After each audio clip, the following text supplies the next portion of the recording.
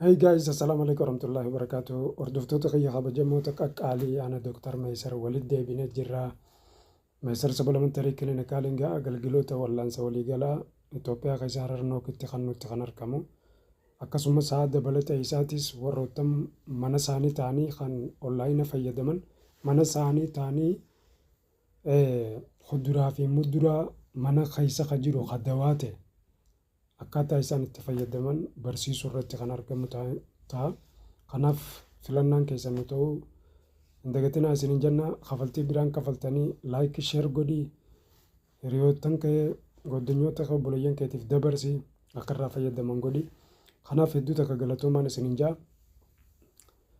Kuma dhibbaan dhugaa kudhuma dhibbaan dhugaa waa takka waan biraa irraan barbaannu laayik sheer sabiskiraayib bichaa godha. Akkasii dawaa sadiin qabadhee isin dhufe kan finniisa fuula madaa'ee fuula finniisaa madaayaa ta'u fuula bixxillee madaayaa ta'u fuula roobbii adda addaatiin madaayaa ta'u fuula fedhe haa ta'u. Kanaaf akkuma footoo asirra gartan kana qaama fuula dubartii kan akkana ta'e dhiiraatis kan akkana ta'e waan fayyisuu danda'a manuma keessaa fayyadamuu qabdu isiisanin siimuu deema na hordofii jechuudha. Let's go. Sandura sandura beeysa keenyas isin beeksifnaa jechuudha. Warroottan biyya alaa jirtan maatii keessan kan Itoophiyaa keessa jiru informaationa kanataniif akka dhufanii irraa fayyadaman akka gootan jechuudha. Miseensa hojii lafaatiin jechuudha. Kilinika keenya akka dhufanii irraa fayyadaman asumaan isin afeerraa jechuudha. Meesar Supplementary Clinical egaa agalgiloota wallaansaa yeroo dheeraaf kannaa kan ture keessattuu baasuur kintaarota daqiiqaa 30 keessatti bakka isaaf ilaalan malatti wallaannee walaba taasifna.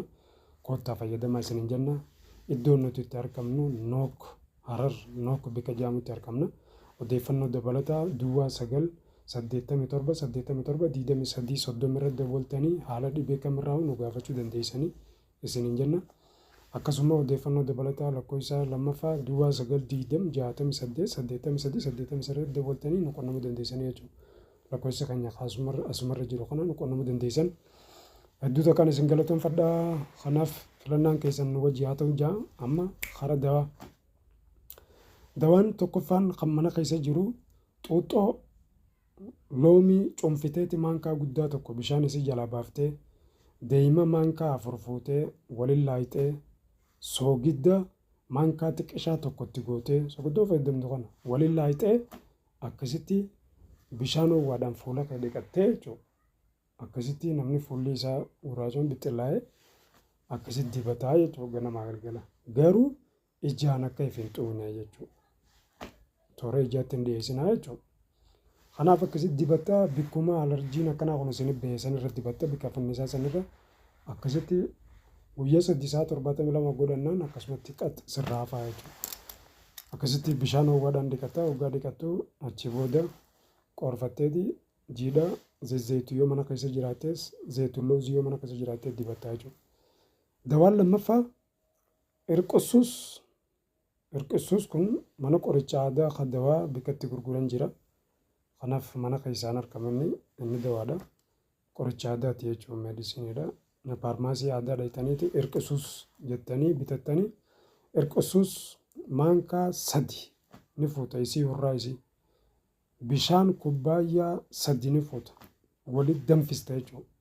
Walitti danfisteeti hirqisuus tana galgala danfistee keessa bulchitee ganama isaa qabbanaasan jalaa miirtee akkasitti zayita jawjabaa jaamu itti dabaltee maankaa 4 itti naqxee waliin laayixee qaama kan kee qulqulleeffatte fuula kan kee qulqulleeffattee akkasitti dibataa jechuudha. Bikka alarjiinii fi maddaa fi finniinsi fuula balleessa kan haayi sirreessaa jechuudha. Inni irraa xumuraa dawaan sadaffaan sukkara maanka tokko guddaa fuuteeti dhadhuma mana keessa jiru kana dhadhaa addaanoo kana dhadhaa kanaas maanka tokko guddaa fuutee waliin laayixee fuula kan kee bishaan ho'aadhaan dhiqattee yoo bishaan ho'aa hin jiraanne bishaan haayilaandiidhaan dhiqattee qulqulleeffattee akkasitti obboleessa kee obboleettii xiyya namni finniisaan dararamaa jiru hundinuu eega fuula kee qulqulleessitee booda dibataa jechuudha. Akkasitti jedhama ofirraa dhiitaa. Akkasitti zayituunii fi zayita silaa jiidha silaa fuula keetii kan akkasitti boodarra dibataa jechuudha. haay fuulli kan kee akka ajaa'iba bareedaa jechuudha haala dhibee asirra agartan kana hundirraa wala beesin godhaa jechuudha. Kanaaf hedduu takka galatoomaa gaafii fi yaada qabdan dawwalaa nu gaafadhaa meeseejii nu barreessaa haala dhibee kamirraa kan isiniif dhiyeessu dawaa isaa nutti himadhaa waliin haa